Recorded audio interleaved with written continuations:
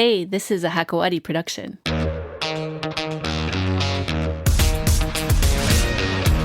Hey guys, welcome to the podcast.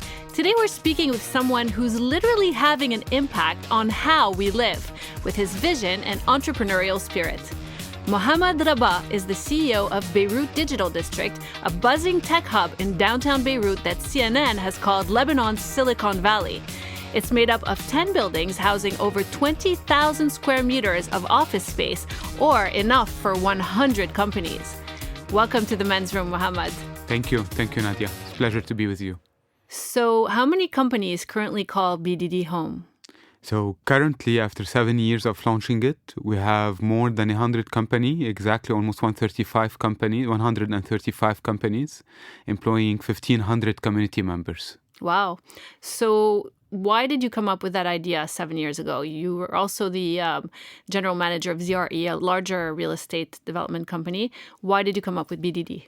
So we had just finished the Platinum Tower, the biggest residential project in Beirut at that time. And we had identified in the beginnings of 2000, almost 2005, 2007, the Bashura area being a great area, which I summarize by saying it is located at point zero of Lebanon. It's intersection of north, south, east, and west. Left out since wartime, 1975, no one had stepped foot inside it, war ravaged, and we thought it's a great location to invest in and to transform into a digital, young, creative cluster catering for what Lebanon has. And what does Lebanon have? It has talent. Talent working in the mostly creative digital IT, ICT, media, architecture, so on and so forth, all these knowledge-based industries. What was there before? What was the building? So it's not a building. Okay. It's a series of blocks. And today we have 10 buildings, part of a vision that spans until 2035 to turn the neighborhood into a tech cluster that will host 10,000 dynamic, creative talent who will be working, living, and playing with their children, hopefully, by 2035. So what was there before? It was not deserted, but I would say war-ravaged. We had many difficulties because it was very difficult at the start of the project because you had an area where the government had not stepped foot inside it. So very bad infrastructure. You had an area where you had lots of drug trafficking, lots of robberies. And when we went in, we knew despite these challenges, the only way to succeed is to work by social inclusiveness and create job opportunities directly for the neighborhood. And we did that by starting working indirectly with the neighborhood, employing from the neighborhood, and even sending some of the kids of families in the neighborhood to the Bashura public school.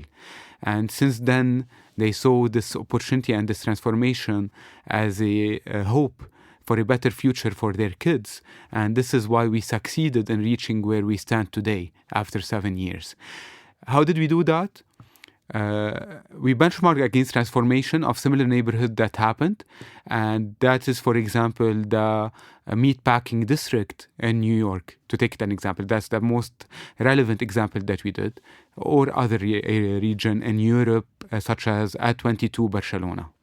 You've completed the first phase, right? How many phases are part of the project? I know it's not finished. Yes. What's complete and what's next? So we completed phase 1. It's 5 phases. As you said, 2035. The phase 1 was completed end of 2017, which consisted mainly of refurbishing old existing buildings. We just launched in last year the phase 2. And in phase 2, phase 1 is 10 buildings, 20,000 square meter, but most importantly, what we always say, 1,500 community members. Phase 2 and only offices currently, shared offices that cater for from a co-working desk to a core and shell 2,000 square meter office. In phase 2, we want to double in size and we aim to attract 2,500 community members and increase our companies' numbers to almost 250 companies. And that will be completed by end of 2020. And that's where we hopefully will launch phase 3, which will become a mixed-use development where we want to introduce furnished apartments, residential apartments, 3-4-star hotels, and convenient retail to serve our community, to always make it a self-sustainable, environmental, smart, tech-savvy neighborhood. Is there enough space for all of those buildings? I mean, I've been there. It doesn't seem like there's a space for like hotels and apartment buildings. Are there surrounding buildings that you're going to be knocking down or refurbishing? So if you visited, I'm sure you noticed the many cars that are parked within the parking areas Yes, in BDD. there's a parking lot across the street, right? Is that what you mean, or around it? No, within BDD. Oh, okay. I'm not sure where you visited. Which company did you visit at BDD? There's the building where there's a center called Tomo. Yes, absolutely. So that's the central garden. That's block A. Okay. So just beneath, you have 3 blocks. And as you're going south on Bashar al-Khouri, you see block C, the limit is the Beirut building, who's our partner from day one to act as an incubator. And that's block C. So there's a big parking, just facing that garden, which is the visitors' parking. And these parkings will be, we will excavate these parkings, and there will be buildings coming as high-rises to replace these parking spaces, and parkings will be replaced by basements for that. So yes, so in total, as space, it will be a high-density area, but it's important to say that it will achieve environmental LEED minimum silver for the neighborhood, and hopefully gold certification. So the next phase that we just started will achieve gold certification. Okay, so I want to follow up on that. Yes. Because especially, in this country, it's something that's important. But tell me about some of the companies that are already there. What kind of companies are we talking about? What are some of the ones that you're most excited about? So in summary, to give you, so BDD today, as we said, is 1,500 community members with 135 companies. We're proud that the average age is almost 33 years old. So you feel really you're in a campus-style environment, university. We're also proud that we're almost at parity between female and male workers. So we're at 60%, 40% female, but that's a quite high percentage for Lebanon. Wait, 60% female? No, 60% male. We would have wished it but we're at 60% male, 40% female. And with that, today we have different types of companies. We have almost 40% of our companies who are categorized as startups. We have almost 20% that are scale-ups and 40% that we call as support organizations. Support organizations are incubators, accelerators, VCs. Our partners and accelerators accelerate 75 startups per year. So graduate 75 startups coming out of BDD on a yearly basis. And we support them in hosting these startups and try to host them for a 6-month period, usually for free, until they try to secure funding for their ideas as they graduate from these incubators and from these accelerators. So as the developer, you're also overseeing these kinds of programs? Absolutely.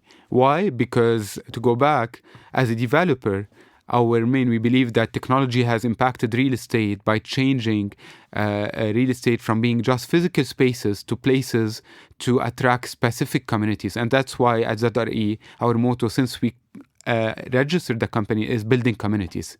And we believe in every project we need to best serve the community that we're attracting. In this specific case, BDD is attracting the digital creative community. And for that, we need to make sure that our community grows. And as it grows, we grow with it to reach our vision, which is by 2035, having 10,000 dynamic creative talents working, living, and playing at BDD. And how do we do that? We do support through our partners in incubation, accelerations, VC funding. We do hackathons. We hosted 50% of the ecosystem events last year at BDD. So we're the epicenter of most of the event related to IT, ICT startups. You asked me what types of industries do we have? So we have IT, ICT, media, digital media, and we will attract, and it's our aim to try to attract architects, fashion, interior decoration, because we believe art component is essential for creativity. And it's by mixing both that we will unleash the creativity of the young talents that Lebanon enjoys. That's super interesting. Also, because this whole concept of having companies working alongside to kind of feed off of each other is a big trend right now. As you know, I'm sure you've heard WeWork, the New York-based co-working space company, is about to go public. They just filed their S1 and went IPO a few weeks ago. They've actually changed their name to the We Company. Yes, that's right. Yeah. Genius. So obviously, this is something that's a trend. It's a model that they've applied. They have multiple spaces and community Absolutely. Is this something that's reproducible in this region? And does ZRE have any plans for other similar communities to BDD? So let's first by WeWork. Great success story. Started after the crisis in 2008-2009 by two American founders. And it started by when Starbucks decided not to close the plugs because everyone after the crisis couldn't find a place to work, and they wanted to create a place for freelancers to be able to co-work. Right. And yes, definitely this is a trend not only for the co-working space, but they're also trying to venture into the co-living. Going back to communities, the main thing that WeWork has, and if you go check it, is how to serve their community. They're attracting different community, linking different communities and companies so that they interact together, work together, collaborate together. And for us at BDD, the main foundation to be able to succeed in achieving our vision lies in one community, like-minded people in the same place that can share, collaborate, exchange success stories and failure stories so that they learn and get better. Second, sharing economy. And that's what the WeWork model is. Sharing economy is optimize the space, provide shared communal spaces at offices so that people can go mingle, work together and feel comfortable in a nice design environment and really focus on their core ideas by optimizing the space efficiency that they use. So minimize the space efficiencies and have shared meeting rooms, shared event spaces, shared canteen spaces, all to empower the community to mingle together. And this is what we have at BDD today. So the second one, our foundation, is sharing economy. The third one is smart design. Similar. So smart design is how do you use tech to improve the user experience. And this is what we're doing in all our designs, and we plan to be a great successful cluster for Lebanon. The only difference between WeWork and BDD, as I said in my last word, is BDD is a cluster that will become not only working environment, but also living. And the living is the facilities such as furnished apartment, residential apartment, 3-4-star hotels. But we can definitely and would welcome to have a WeWork within our BDD cluster and neighborhood if they decide to open in Lebanon. Okay. Yeah. Special rates coming up for WeWork in case you're Special listening. rates coming out for WeWork in case they decide to join Lebanon. Do you have any examples of companies at BDD that have really collaborated together and come up with great ideas or joined forces? Yesterday, just as an example, yesterday was sitting with the CEO, founder, and co-founder of Matic. Matic is a great startups growing, offering on-demand cleaning maid services for corporates in Saudi Arabia, Dubai, and Lebanon. Okay, let me just repeat that. So cleaning services like office cleaning, basically. Maids. On demand. On-demand maid services. Even residential. Okay, for expats on that, and serving the zones of Saudi Arabia now growing there. Dubai they started, and now they opened recently in Lebanon. So that's kind of novel because traditionally, like this whole maid services in this region have been kind of not on demand. People kind of have full-time help.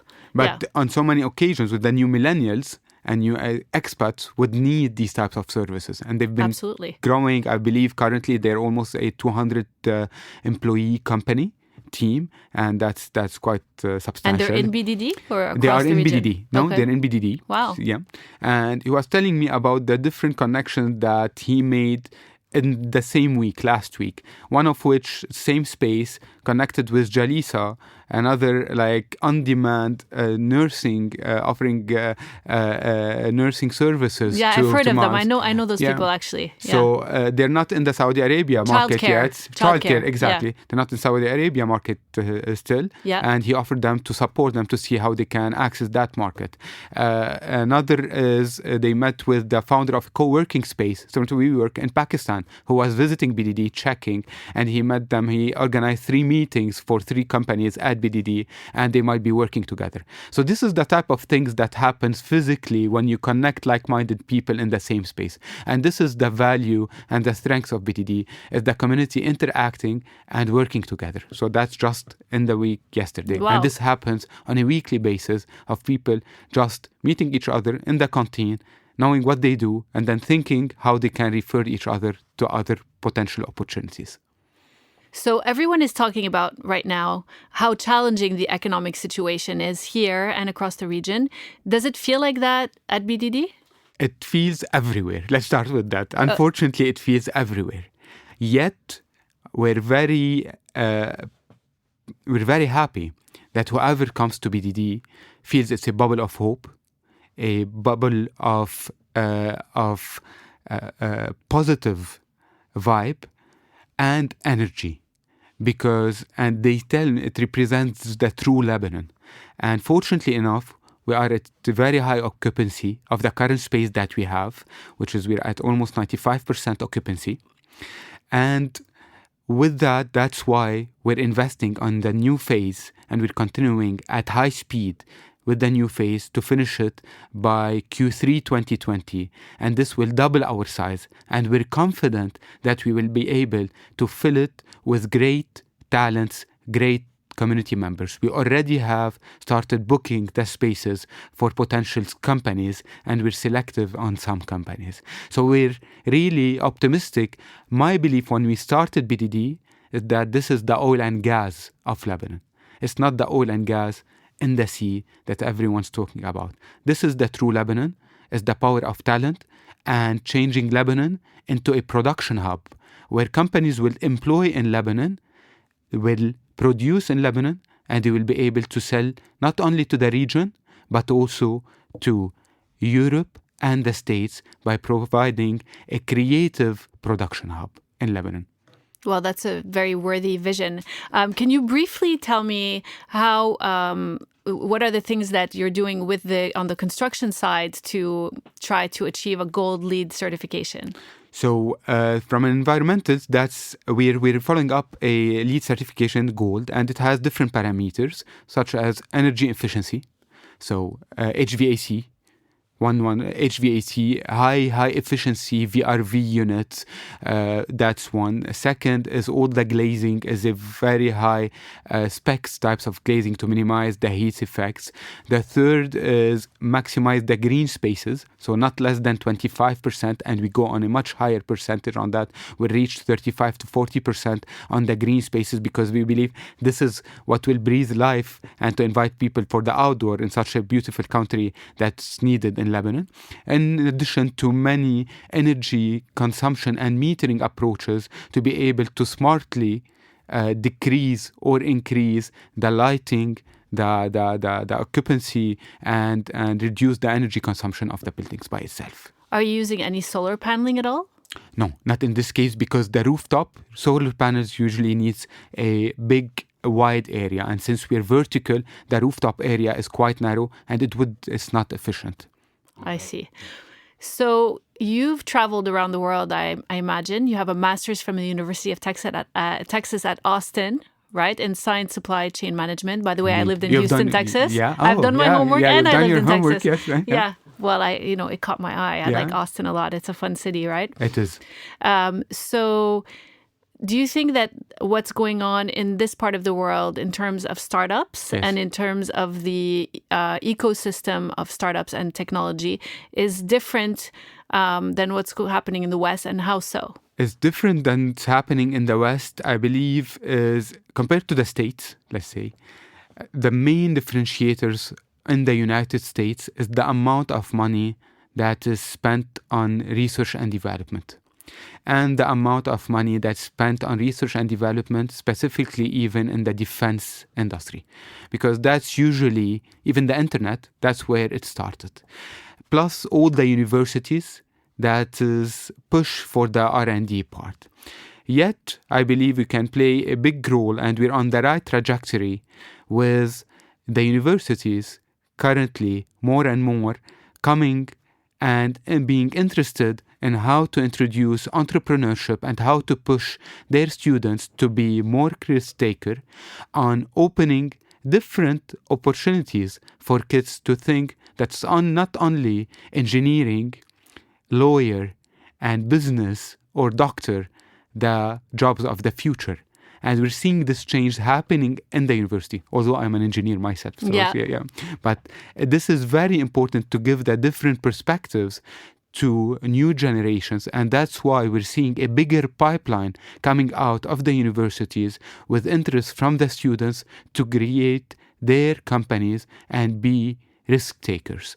And on that, I'm very optimistic, and within 5 to 10 years to see a couple of success stories coming out of our ecosystem. It will take time because these things take time, but we're on the right trajectory. And actually, you mentioned earlier when we were speaking that you're collaborating with universities here, and you have some exciting new projects that you've launched at the BDD. We're proud that last Monday was the official launch and opening of the Talal and Madi Hazain AUB Innovation Park. Yeah. And the role of this innovation park... By the way, that's September 2nd. Yes, absolutely, September 2nd. Okay. And the role of this park is one thing that's very important for us at BDD. It's the first time that AUB goes outside the AUB campus and has a footprint in an area that's outside. And why did they select BDD? Because they thought that this is the right place to empower their students within the right ecosystem to be surrounded by the right people. And the role of this innovation park is to encourage AUB students, alumni, staff to create their companies, support them by connecting to alumni, support them by providing them with the right training and the right mentorship to succeed in making their companies big, successful companies, not only locally, but internationally. Well, I'm not surprised, actually, because not only you seem to have the infrastructure and the right people there, but it's a really great looking place. It feels good to be there. I've been there. Yeah. So really love what you're doing at BDD. It's kind of a beacon of light in these somewhat dark times, dark economic times. So keep up the good work. Thank you. We're trying. I'm very optimistic that next year we'll be completing the next phase. And you're more than welcome and invited to be there to see how the BDD community, and I'm very, very, very sure of that, will have grown to 2,500 community members full of energy and hope for a better Lebanon and for a better region. Looking forward to it. Thank you. Well, that's all for today. Thanks for listening. I hope this episode sparked your entrepreneurial spirit a bit and inspired you to connect with like-minded people. Don't forget to connect with us by subscribing to The Men's Room on hakawari.com. And also, we love when you share the podcast with your friends. It's like a free gift, right? I don't know. Anyway, see you next time.